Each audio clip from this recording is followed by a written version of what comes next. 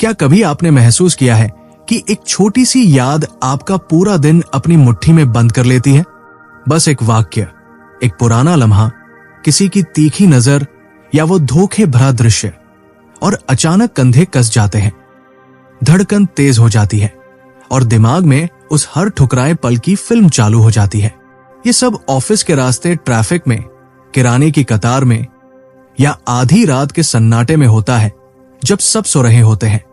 हमारी दुनिया हर सेकंड याद दिलाती है कि क्या क्या गलत हुआ। डेडलाइन चूकी, रिश्ते टूटे, वो प्रमोशन जो किसी और को मिल गया। लेकिन उसी शोर के बीच एक हल्की सी आवाज फुसफुसाती है, पुराने जख्म उठाकर चलो मत, उन्हें छोड़ दो। मतलब ये नहीं कि घाव से इनकार करो या उन्हें झुठलाओ, बस उन्हें उस दिल के बदले दो जो बिना बोझ के चल सके। सोचिए, सुबह आंख खुलते ही कल के ताने अब नहीं चुपते। वो बहस जिसका रिप्ले आपका सिर घुमाता था, अब साइलेंट हो चुकी है। वो नाकामी बस एक पन्ना बन चुकी है आपकी वापसी की कहानी में। ये आज मिल रही आजादी है, पर इसे पाने के लिए आपको पुराना दर्द छोड़ना होगा। अब आप पूछेंगे, इतनी आसानी से कैसे छोड़ दूं? अंजाम तो सामने खड़े हैं। रिश्ता अभी भी दरारों में है, कर्ज अभी भी बकाया है। यही यीशु की सीख धुंध काटती है, किसी नियम कायदे के जरिए नहीं, बल्कि रेस्क्यू के जरिए। उन्होंने कभी ये नहीं कहा कि खुद को सुधारो तब आओ। वे बिखरे हुए लोगों से वहीं मिले जहां वे थे और कहा, तुम्हारा अतीत मुझे डराता नहीं, फिर भी आओ।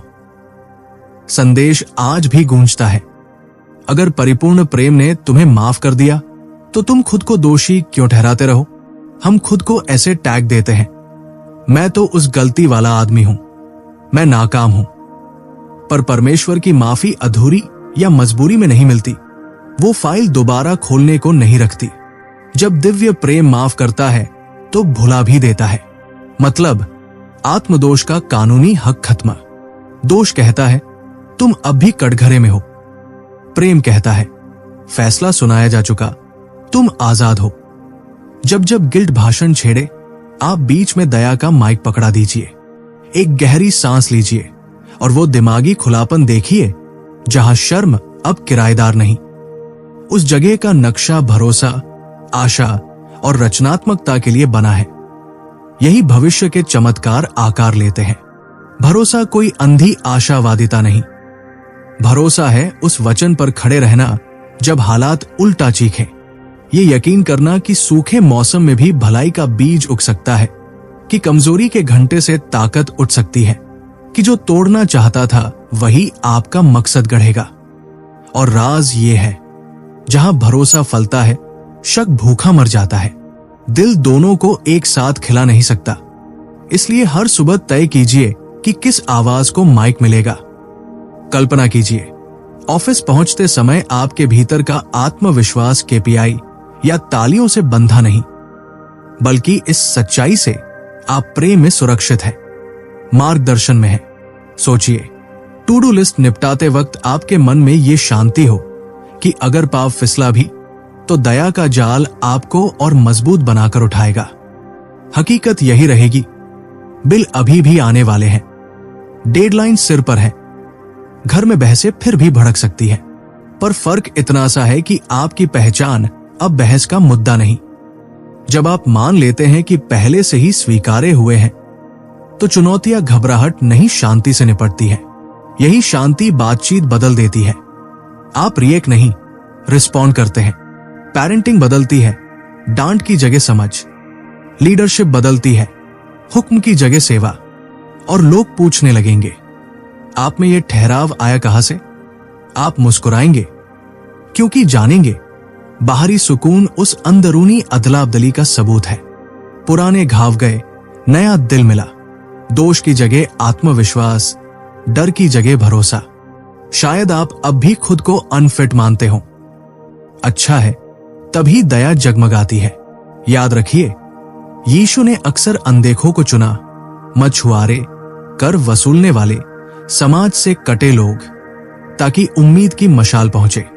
वे अधूरे बर्तनों से खुश होते हैं, क्योंकि हर दरार से रोशनी झांकती है। इसलिए घाव न छुपाए, उन्हें सबूत की तरह उठाइए। हाँ, मैं टूटा था, फिर भी खड़ा हूं। हाँ, गलती हुई, लेकिन प्रेम ने उठा लिया। आपकी कहानी लाइट हाउस बनती है उन लोगों के लिए जो अपने पछतावे में डूब रहे हैं। यहीं से एक मूवमेंट जन्म लेता है। जब एक दिल सचमुच समझ लेता है कि वो माफ और मुक्त है, तो कड़वाहट से चिपकना बंद कर देता है। तब वो फिर से सपने देखने, प्यार करने, कुछ नया बनाने का साहस पाता है। व्यक्ति चंगे होते हैं तो समुदाय बदलते हैं। मां बाप सख्ती छोड़कर समझ अपनाए तो परिवार सुधरते हैं। बॉस अह छोड़े, सहानुभूति उठाए तो ऑफिस खिलते हैं। और ये सब शुरू होता है उस निजी जंग से, ये मानने से कि घाव मंजिल तय नहीं करते, दया अपराध से तेज है और भरोसा डर पर आखिरी लकीर खींच देता है। तो जब आप इस वीडियो को बंद करें या अपनी दिनचर्या में लौटें, अपनी शांति को सबसे कीमती पूंजी की तरह बचाइए, क्योंकि यही है। पुरानी यादें दस्तक दें तो नई सच्चाई से जवाब दीजिए। गिल्ट ऊंचा बोले तो शुक्रिया के गीत सुनाइए। शक कारण गिनाए कि कुछ बदलेगा नहीं, तो यकीन के तथ्य पेश कीजिए कि क्यों बदलेगा। उस प्यार में जड़ जमाकर जो कभी हार नहीं मानता। आज कल की स्क्रिप्ट रिजेक्ट कीजिए। पछतावे के रिप्ले की जगह मकसद का रिकॉर्ड बटन दबाइए। सिर उठाइए, कंधे सीधी कीजिए और दिन में कदम रखिए, ये जानते हुए कि एक ऐसी उपस्थिति आपके साथ है जो हर अध्याय में रिहाई लिखती है। घाव कहानी का हिस्सा रहेंगे, लेकिन वे अब हेडलाइन नहीं है। हेडलाइन है दया, और इस बैनर तले आप अडिग हैं। हम अक्सर सोचते हैं कि ब्रेक थ्रू धमाकेदार होते हैं, पटाखे, तालियां, कुछ जाहिरा सा बड़ा, पर असल में सबसे गहरे बदलाव चुप्पी में होते हैं। वही पल जब आप भागना रोककर यकीन चुनते हैं, जब आप कहते हैं मैं नहीं कर सकता, लेकिन परमेश्वर कर सकता है। ये कमजोरी नहीं, समझदारी है। जब आप समझते हैं कि जिसके पास पहले से देने का मन है, उससे भीख नहीं मांगनी, नतीजों को मोड़ने के लिए खुद को खपाक पाकर साबित नहीं करना। आप आशीषों का पीछा नहीं कर रहे। जब आप शांति और भरोसे में चलते हैं, आशीषें आपका पीछा करती है। ये कोई पोस्टर मोटिवेशन नहीं, ये असली शिफ्ट है। आप देखेंगे खुशी लौटेगी, सोच साफ होगी, शांति आपका मिजाज बन जाएगी। यही है तनाव की जगह भरोसे में जीने की ताकत। यही है दिव्य मार्गदर्शन की हकीकत। लोग पूछते हैं, भरोसा मजबूत कैसे करें? ईश्वर की मौजूदगी असल में कैसे महसूस हो? जवाब आसान है, पर हमेशा सरल नहीं। करीब रहिए। अंधेरा हो तो भी, सूना लगे तो भी, शोर कहे कुछ नहीं हो रहा तब भी। अक्सर सबसे शक्तिशाली आध्यात्मिक काम सतह के नीचे चल रहा होता है। भरोसा हमेशा चीखता नहीं, कभी भी फुसफुसाता है। उन सरसराहटों को पहचानना सीख ले, वे आपको गहरे शक से निकाल लाएंगी।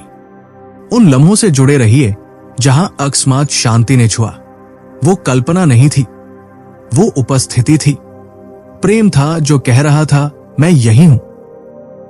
इसलिए मायूसी या अनसुने जवाब उस सच को न हिलाए जो पहले ही दिल में बोया जा चुका है। जो आप महसूस करते हैं वो हमेशा हकीकत नहीं बताता। बादलों के पीछे सूरज फिर भी चमकता है, और आपका सफर किसी ऐसी बुद्धिमान लिखावट से जारी है जो आपकी नहीं। घर की बात करें, आपने देखा होगा लोग सिर्फ तेज बोलने से नहीं बदलते।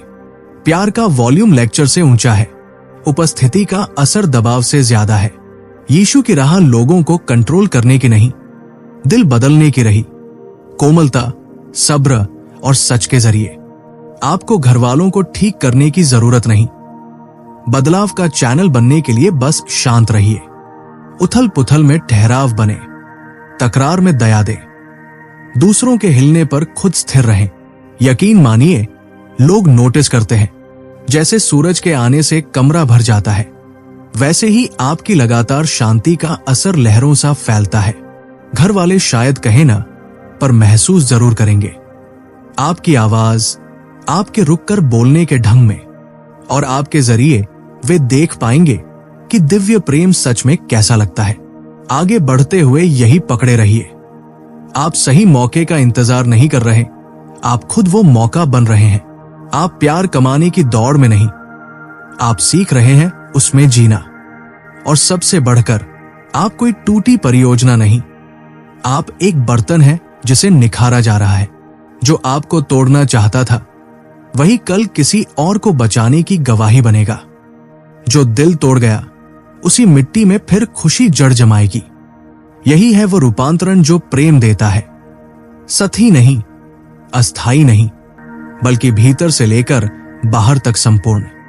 और ये अभी शुरू होता है, यही इस पल जब आप दोबारा भरोसा चुनते हैं, टिके रहते हैं, सीने में शांति और आत्मा में आग लेकर आगे बढ़ते हैं। तो अब जब ये शब्द आपके दिल तक पहुंच चुके हैं, एक पल रुकिए और खुद से पूछिए, क्या मैं अब भी उस पुराने दर्द को पकड़कर जी रहा हूं, या अब मैं खुद को उस शांति के हवाले करने को तैयार हूं जो हर तूफान में भी स्थिर रहती है। याद रखिए, आपकी कहानी रुकी नहीं है, बस एक नया चैप्टर शुरू होने वाला है। और अगर इस संदेश ने आपके दिल को छुआ है, आपको थोड़ी भी राहत, उम्मीद या रास्ता दिखाया है, तो चलिए हम इस सफर को और लोगों तक पहुंचाएं। कमेंट में हमें जरूर बताइए कि इस वीडियो का कौन सा हिस्सा आपके दिल को सबसे ज्यादा छू गया। लाइक जरूर करें अगर ये बातें आपके लिए मायने रखती हैं, और सब्सक्राइब करें ताकि हम इस तरह के और भी सच्चे और गहराई वाले संदेश आपके लिए लाते रहें। आप अकेले नहीं हैं, हम सब इस सफर में साथ हैं। फिर मिलेंगे एक और सच्चे, दिल को छूने वाले सफर के साथ। तब तक अपने दिल की शांति को संभाल कर रखिए और भरोसे के साथ आगे बढ़िए।